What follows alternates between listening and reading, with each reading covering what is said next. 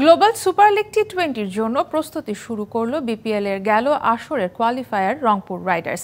একই সঙ্গে এই দলটিকে কোচিং করানোর মধ্য দিয়ে কোচ হিসেবে যাত্রা শুরু করতে যাচ্ছেন টাইগারদের সাবেক অধিনায়ক মোহাম্মদ আশরাফুল। আগামী সোমবার ওয়েস্ট ইন্ডিজের উদ্দেশ্যে ঢাকা ছাড়বে রাইডাররা। এর আগে কয়েক ধাপে যাবেন অফিসিয়ালরা। বিসিবির একাডেমি মাঠে লাল সবুজ জার্সি গায়ে ক্রিকেটারদের অনুশীলন দেখে যে কেউ ভাবতেই পারেন ঘাম ঝরাচ্ছে টাইগাররা। তবে সত্যিটা হলো বিপিএল এর দল রংপুর রাইডার্স অনুশীলন করছে নতুন জার্সিতে।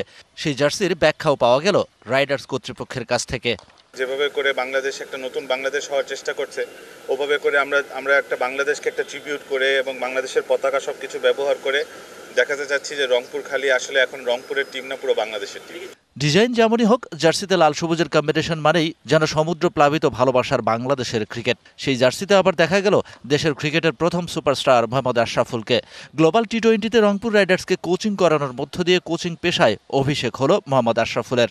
মাঠের অলরাউন্ডার আমি, আর ঘরের অলরাউন্ডার টাইলক্স।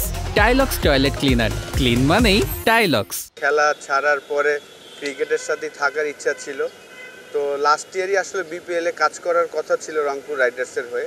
এটা আমার স্টার্ট, আমি শেখার চেষ্টা করছি। আমি আশা করব যে মিকি আর আমাদের হেড কোচ, তার সাথে থেকে আমি অনেক কিছু হয়তো শিখতে পারবো। অবশ্যই আমি আমার এক্সপিরিয়েন্সটা তো শেয়ার করব। 5 দেশের 5টা টপ ফ্র্যাঞ্চাইজি দল নিয়ে ওয়েস্ট ইন্ডিজের গায়ানায় বসবে গ্লোবাল সুপার লিগ টি-20। অংশ নেবে বাংলাদেশের রংপুর রাইডার্স, পাকিস্তানের লাহোর কালান্দার্স, অস্ট্রেলিয়ার ভিক্টোরিয়া, ইংল্যান্ডের হ্যাম্পশায়ার হকস ও স্বাগতিকদের গায়ানা অ্যামাজন ওয়ারিয়র্স।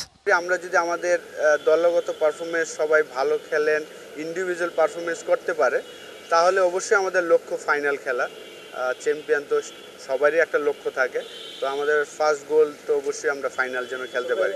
আগামী 26 নভেম্বর পর্দা উঠবে টুর্নামেন্টের। 27 নভেম্বর নিজেদের প্রথম ম্যাচে খেলবে রংপুর রাইডার্স, প্রতিপক্ষ ইংল্যান্ডের Hampshire. Shahan Papon, DBC news, Dhaka.